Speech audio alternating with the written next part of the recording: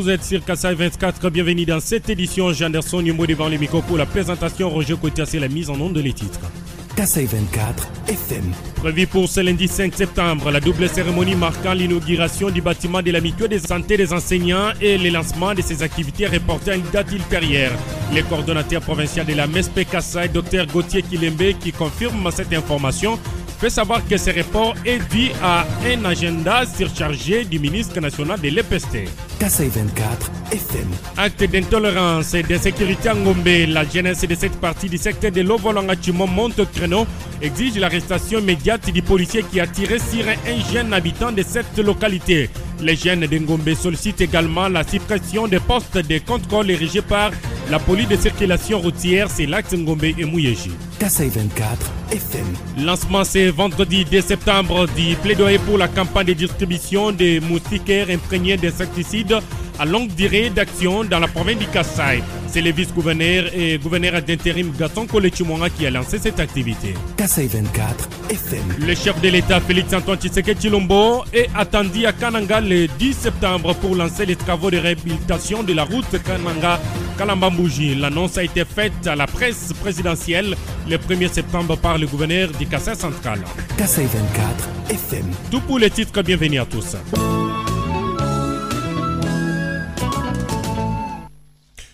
La mutuelle de santé des enseignants de l'enseignement primaire, secondaire et professionnel MESP, mutuelle agréée à travers sa direction provinciale du Kassai, porte à la connaissance des autorités politico-administratives de la province du Kassai, de tous ses invités de marque de la grande famille éducationnelle, le PST, et à ses partenaires responsables des structures conventionnées, tous conviés à prendre part à la double cérémonie de l'inauguration de son bâtiment administratif et du lancement de ses activités dans la province du Kassai prévu pour ce 5 septembre 2022.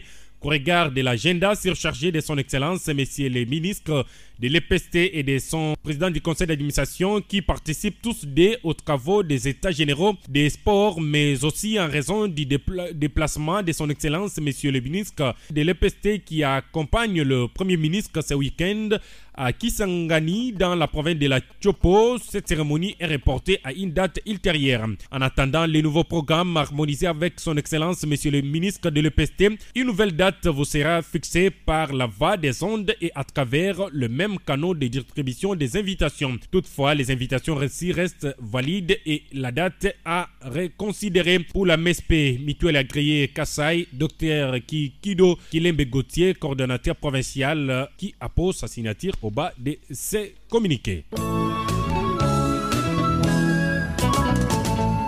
Le vice-gouverneur et gouverneur d'intérim Gaston Kolechimwanga a lancé ce vendredi 2 septembre le plaidoyer pour la campagne de distribution de moustiquaires imprégnés d'insecticides à longue durée d'action dans la province du Kassai. D'après M.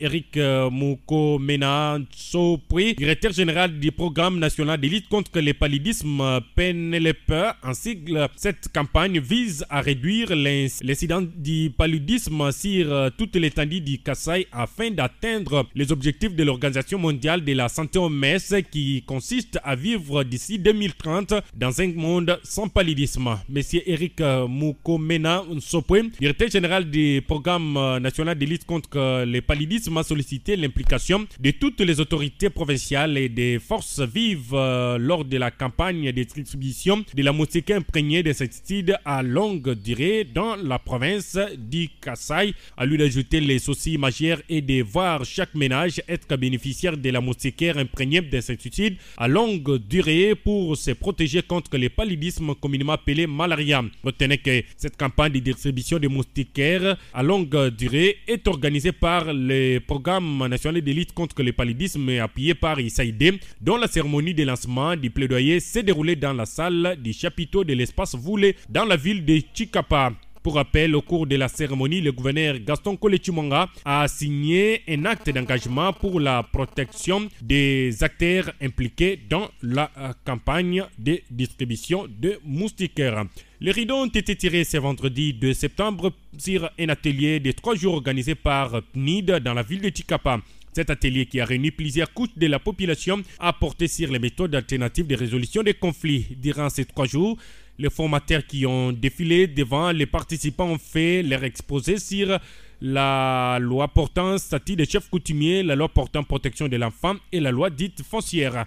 Le vice-gouverneur Gaston Koletimonga, qui a présidé la cérémonie de clôture, a appelé les participants à capitaliser les leçons apprises, chacun ce qui les concerne, pour réduire les conflits dans la province du Kasaï. Les ONG Action pour la paix et la concorde APC et Femmes main dans la main pour le développement intégral FMMDI en partenariat respectivement avec Interpeace ONIFEM se sont entretenus avec les femmes et autres acteurs de la commune rurale de Kamounia en territoire de Tchikapa ce vendredi 2 septembre 2022. Au menu des échanges, c'était l'identification des besoins prioritaires des femmes. Des acteurs de Kamounia ont fait savoir que les femmes, pour participer dans les actions de consolidation de la paix, ont besoin notamment d'avoir un accès facile au crédit bancaire, à l'alphabétisation et l'abolition de certaines coutumes contraignantes à l'égard de la femme. Cette activité s'inscrit dans le cadre de la mise en œuvre du projet de renforcer le leadership des femmes et des filles dans les actions de consolidation de la paix dans la province du Kasaï. Le parti politique Convention des démocrates chrétiens renouvelés s'intensifie sur la ville de Tchikapa avant les prochaines échéances électorales de 2023. Son président fédéral, Fiston Chimouna Kassa, appelle les jeunes femmes et hommes habitant la province du Kasaï de venir adhérer massivement dans ces partis qui incarnent une bonne vision de la RDC. On écoute ici le président fédéral de ces partis, Fiston Chimouna Kassa, sur des propos recueillis par nos confrères de Voix du Kasaï. Quant à cette réunion, je vous dirais que c'est une réunion de restitution après un séjour à Kinshasa. Nous sommes allés voir le président national. Il nous a demandé de venir sensibiliser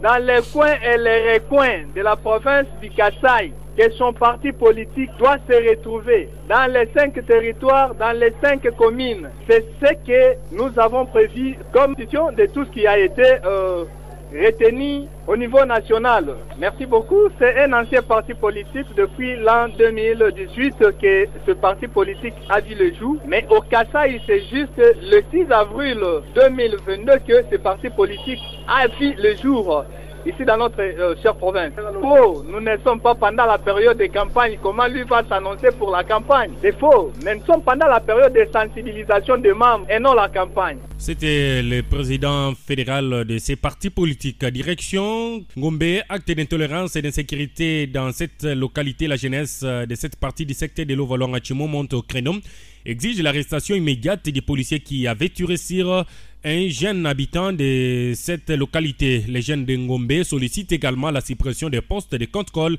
érigés par la police de circulation routière sur l'axe Ngombe. On écoute ici le président de l'association des jeunes de cette localité. Il s'agit bien d'Alexis Pezo qui s'est exprimé au micro de Kasaï 24. Nous, les jeunes de l'axe Ngombe, condamnons avec dernière énergie les comportements que les policiers ont manifestés à la rivière Ngombe, en lançant une balle sur la jambe de notre frère Kabongo Kabora. Nous demandons à la justice militaire d'arrêter les policiers auteurs de cet acte infractionnel et exigeons la réparation des dommages subis par les victimes qui se trouvent à l'hôpital général de Dibumba sans aucun soutien. Nous demandons encore au gouvernement provincial de supprimer les postes de contrôle régis par la PCR sur l'axe Ngombe et postes Milombe, Machibola 1, Machibola 2 et Mouyeji. Étant donné que c'est toujours la population est victime de tracasseries policières et de tortures. La police exige 10 000 francs sur chaque moto sans tenir compte de la présence des documents signés par le comité des jeunes Ngombe. Le président de la République démocratique du Congo, Félix Antoine Tshisekedi Tshilombo, est attendu le 10 septembre prochain à Kananga, dans la province du Kasaï central. L'annonce a été faite à la presse présidentielle le 1er septembre par le gouverneur de cette province, John Kabeya, après avoir été reçu par le chef de l'État à la cité de l'Union africaine. À l'en croire, le chef de l'État se rendra dans cette partie du pays pour lancer les travaux d'infrastructure, notamment ceux de réhabilitation de la route Kananga-Kalambambouji. S'agissant du barrage Katende, dont les travaux sont à l'arrêt, le gouverneur du Kasaï central a souligné que Félix Tshisekedi a rassuré que les solutions seront trouvées sur place lorsqu'il se rendra à Kananga. Pour rappel, un protocole d'accord a été signé le 2 août dernier à Kinshasa entre le bureau central de coordination et le ministre des ITP pour la réhabilitation de la route Kananga-Kalambambouji. Cette route longue de plus de 200 km est une voie d'intérêt économique pour l'espace Kasaï. Le directeur du BSECO, Jean Bambi, avait indiqué que cet axe routier sera réhabilité en 2 phases. Déjà la semaine prochaine, une mission de BSECO sera à Kananga pour la signature des contrats avec les prestataires afin de démarrer des travaux, a-t-il révélé. À en croire le directeur du BSECO, il sera d'abord question de préparer l'asphaltage et placer des bacs sur les rivières Lueta et Kasaï. Les soucis avaient-ils incité et de rendre cette route praticable d'ici décembre prochain et finaliser avec les péages construits dans les normes au milieu de l'année prochaine. Nous rendons cette fois-ci au Congo central. Lancé le 30 août dernier, les travaux de réflexion des États généraux des sports en RDC seront clôturés ce samedi à Kinshasa dans le Congo central. Ces assises se sont poursuivies ce vendredi. La durée et nombre de mandats des dirigeants des entités sportives étaient au centre de débat. Fabien Gouèche, notre envoyé spécial au Congo central, nous en parle.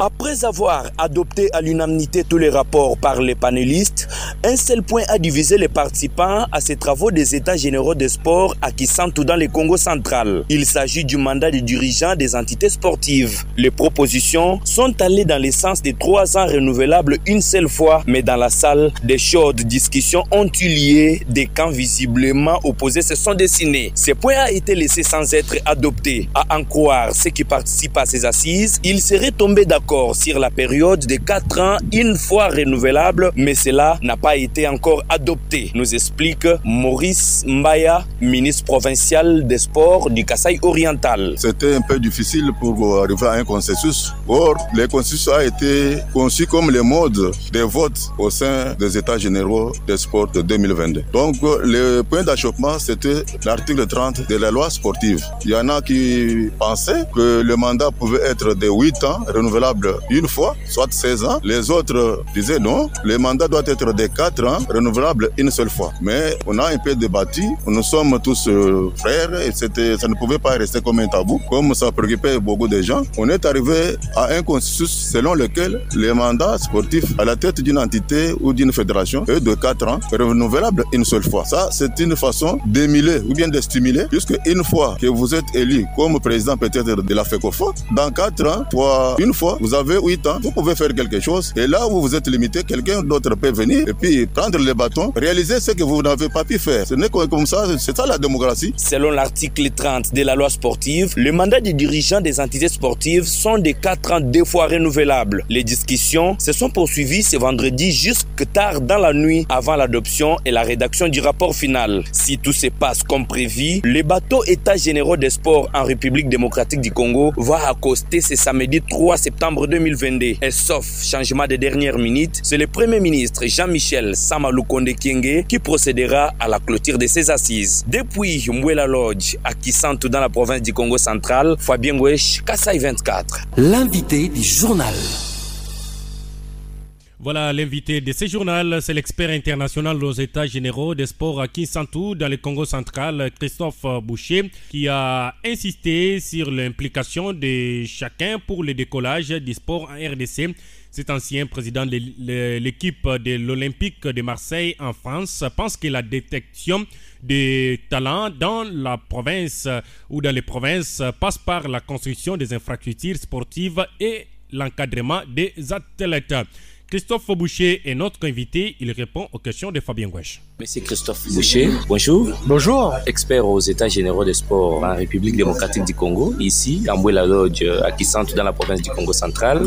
Vous avez exposé avant-hier. Qu'est-ce que l'on peut retenir de votre exposé? Il faut retenir peut-être plusieurs choses. La première, c'est de bien comprendre que le sport dans un pays, ça doit pas être un strapontin de la politique publique, mais que le sport, ça doit être central. Ça doit être au milieu des politiques publiques, parce que le sport, c'est un ensemble important pour pour la cohésion sociale, important pour l'égalité, tendre vers les égalités hommes-femmes par exemple. C'est important pour la formation, pour l'éducation, pour la structuration des individus. Donc c'est central dans une société, le sport aujourd'hui.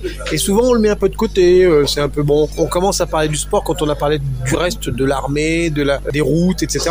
Bon, tout ça faut le faire, mais néanmoins le sport c'est très important, central dans les politiques publiques. Donc ça c'est la première chose. La deuxième chose, c'est que il faut qu'on trouve les solutions à l'issue des États généraux, ce qui va être fait d'avoir des résolutions finales, mais que ces résolutions finales, elles débouchent sur des aspects pratiques, c'est-à-dire une mise en œuvre pratique, applicable, évaluée régulièrement tous les ans. Il ne faut pas que ce soit un acte, que ce soit un cahier de doléances au chef de l'État. Il ne faut pas que ce soit le catalogue de bonnes intentions, pas que ce soit la revue de tous les espoirs. Non, il faut que ce soit un ensemble cohérent pour qu'on puisse l'appliquer sur une durée conséquente et qu'on puisse vérifier mois après mois, année après année, qu'il y a une bonne mise en place, qu'on fait progresser le sport au Congo. Le sport, c'est une politique, comparer ça à une course de fond. C'est pas en claquant des doigts qu'on va refaire des stades, des salles, qu'on va former des gens, qu'on va être bon dans les compétitions internationales. C'est pas vrai. Donc il faut bâtir ça sur la durée, avec un bon calendrier, avec des points de rendez-vous que sont les coupes du monde, que ce soit en football ou dans les autres sports, que ce soit les Jeux Olympiques, que ce soit les coupes continentales, les CAN, en foot, en basket, en hand, en boxe, etc. Donc là, il faut s'imaginer des points de repère et bien évaluer à chacun des points de repère ce qu'on a fait et ce qui reste à faire. Alors, d'après vous, vous êtes expert international à ces États généraux. Qu'est-ce qui doit être fait pour le moment en République démocratique du Congo pour que le sport avance? Ça, il va y avoir, les États généraux vont faire une résolution